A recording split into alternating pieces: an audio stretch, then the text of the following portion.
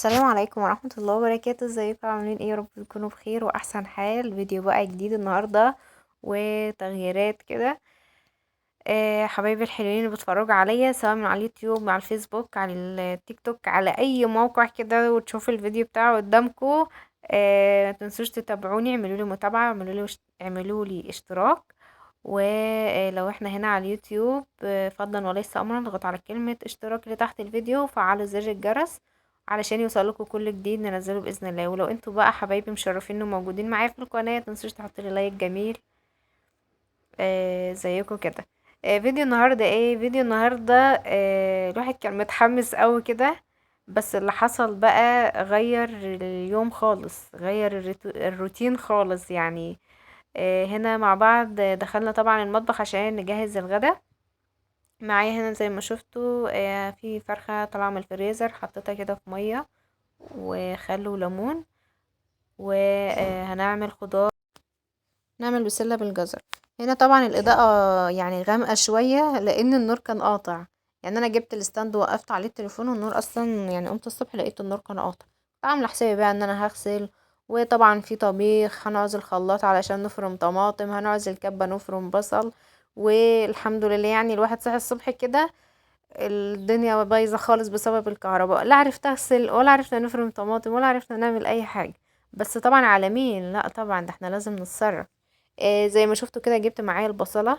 قلت يعني مش طول عمرنا يعني عايشين على الكبة وعلى الخلاط وكده. بصراحة يعني انا ما جربتش قبل الكهرباء، يعني انا اي مولودة. في ناس قالوا يعني اللي هم الامهاتنا واجدادنا وكده كانوا قبل كده عادي عايشين من غير كهرباء قبل ما الكهرباء تطلع. يعني انا بقى الجيل بتاعي كان فيه كهرباء، بس مش معنى ان انا طول عمري متعودة ان فيه كهرباء ان يجي ظرف زي ده يبقى ما فيش نور. هعمل ايه يعني؟ ما احناش طابخين ولا واكلين. لا طبعا الجيش قال لنا نتصرف يبقى لازم نتصرف. والست بقى الشاطرة اللي تشغل دماغها ما تركنش كده وتقول وانا هعمل ايه يعني. فانا بقى هعمل ايه؟ ما حطيتش ايدي على خدي، لا جبت البصلة بتاعتي كده قطعتها. صراحة يعني هو اللي مش انا مولودة عليه الكبة، يعني انا اي مولودة لاقية الخلاط، انما الكبة ده كان اختراع جديد يعني. المهم بقى قطعت البصلة كده تقطيع ناعم زي ما شفتوا. والثوم دقيته في الهون. كام فص توم كده. معلش الاضاءة بتروح وتيجي لان النور كان قاطع بقى، ايه اعذرونا يا جماعة يعني.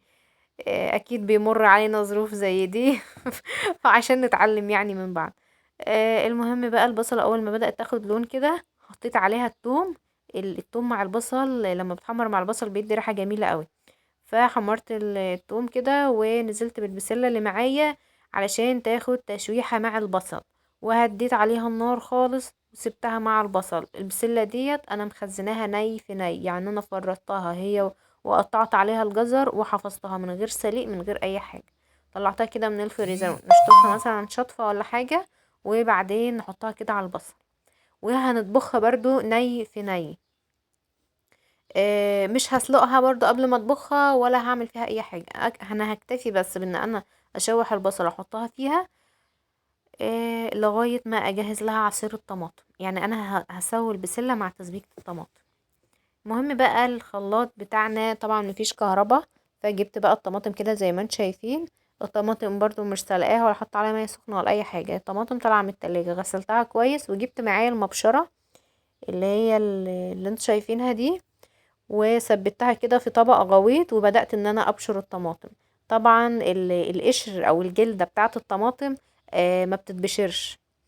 وحتى لو احنا فرمناها في الخلاط لازم بنصفيها لان كده كده القشرة ديت ولا بتتفرم بتتنعم ولا بتتبشر، واصلا ما بتبقاش مستحبة في الطبيخ يعني، خاصة لما يكون خضار. لو محشي مفيش مشكلة.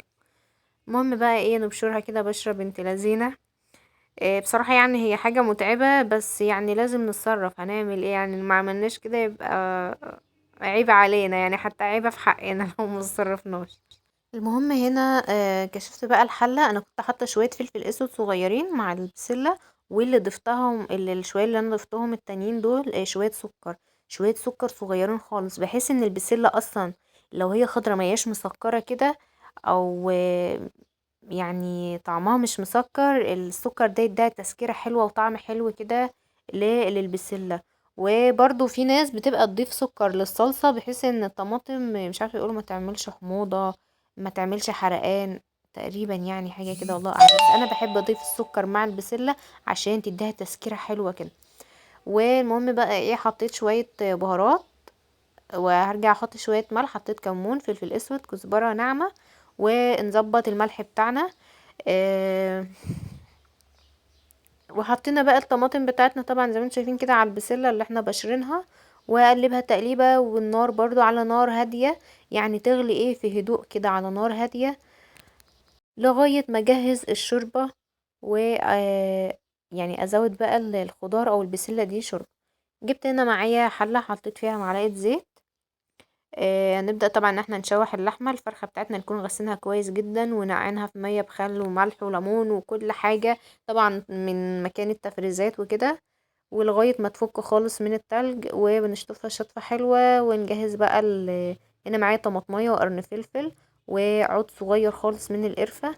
مبحبش احط القرفة الخشب دي كتير، العيدان دي يعني ايه حاجة صغيرة بحيث ان هي طعم القرفة ما يبقاش غالب على الشوربة قوي، يعني ايه عود صغير خالص من القرفة. يعني زي ما قلنا معايا بصلاية، طماطماية، فصين توم، عود قرفة، فص حبهان. نفتحه كده، نشقه كده بالسكينة بحيث برضو ان ينزل الطعم بتاعه في الشوربة الحبهان. ولما الحاجة دي تتشوح كده وتدي ريحة حلوة كده، ممكن نضيف شوية فلفل اسود صغيرين قبل ما نضيف الفرخة، بتدي ريحة جميلة قوي قوي لتشويحة الفرخة. وبعدين ننزل بقى بالفراخ كده طش كده، لازم تسمع كلمة طش دي والفرخة نازلة. لازم يعني تكون الخضار اللي حطيناه اتشوح كويس والحلة سخنت كويس، وننزل بقى بالفرخة بتاعتنا. المهم بقى حطيت عليها ايه شوية فلفل اسود صغيرين وشوية ملح صغيرين وشوية صغيرين برضو من بهارات الفراخ. بهارات الفراخ دي يعني بتدي للشوربة لون حلو وطعم جميل اوي. شايفين هنا البسلة معانا مسبكة مع الطماطم، حاجة في منتهى العظمة. يعني لما تتسبك لما البسلة نطبخها مع تسبيكة الطماطم كده زي ما شفتوا بالطريقة دي، بتكون معانا مستوية كويس جدا جدا، مطعمة من طعم الصلصة، احسن من طلعها نسلقها وكده. وبتستوي وبتبقى جميلة يعني، ولا بتبقى جامدة ولا بتبقى ناشفة ولا بتبقى اي حاجة، بتبقى جميلة جدا. هنا بقى الفراخ يعني هقلبها بقى على الجهة التانية. بعتذر يا جماعة والله عن الوضع اللي في التليفون ده، انا عارفة ان انا ايدي خايلاكوا في الكاميرا، بس انا موقفة الستاند ومش فاتحة الكاميرا الامامية، انا قلبة التليفون بصور بالكاميرا الخلفية. المهم بقى خلاص كده قلبناها على الوش التاني. تقريبا كده كان النور جه ولا ايه، حاسة ان الدنيا نورت كده. تقريبا بقى النور جه. المهم بقى حطينا الفراخ بتاعتنا، زودت لها المية وظبط لها بقى كمية الملح، ونغطي عليها، نعلي النار كده لغاية ما تغلي. ونرجع بقى للغسالة بتاعتي. الغسالة ديت انا ملياها من بالليل وحاطة فيها دورة غسيل، وقلت هقوم الصبح بدري بقى اخلص غسيل و... واشوف الطبيخ وابقى انا كده مية مية. انا كنت منضفة الشقة بالليل على فكرة لان انا كنت صايمة الايام اللي هي بعد العيد دي. وبالليل كده وانا قاعده مع نفسي قلت اما اقوم اطلع الفرشه دي بره وانضف الشقه، واقوم بقى جايه ايه ماليه الغساله وحاطه فيها دوره غسيل، واقوم الصبح اكمل غسيل بحيث ان انا ايه اقوم نشيطه. يعني انا بقى نضفت الشقه بالليل والصبح اقوم اغسل على طول واولع على الطبيخ بتاعي، وابقى قاعده ملكه كده اخلص يومي على الظهر كده اكون انا خلصت. يوم اصحى الصبح الاقي النور قاطع والدنيا بايظه، ولا عارفين نغسل ولا عارفين نفرم طماطم ولا عارفين نعمل اي حاجه. بس يعني كل حاجة بتيجي في اوانها يعني.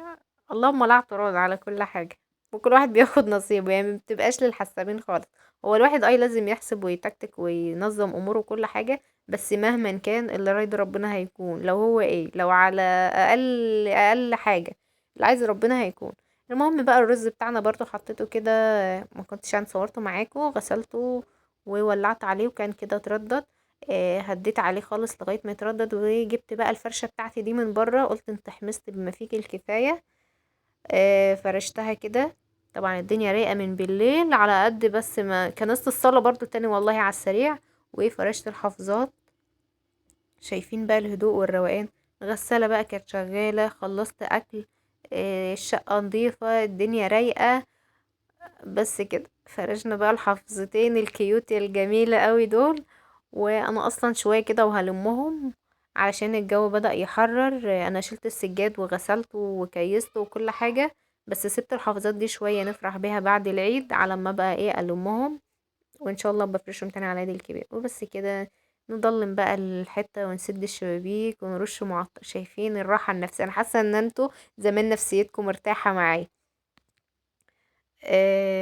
بس كده شايفين هدوء الركنة رايقة والدنيا رايقة. نطفي النور بقى وولعت نور خفيف خالص كده في الصالة. وقلت اما ادخل تاني بقى على المطبخ معايا هنا. قلت اما نروش على العيال كده واعمل لهم عصير، هما بيحبوا العصاير.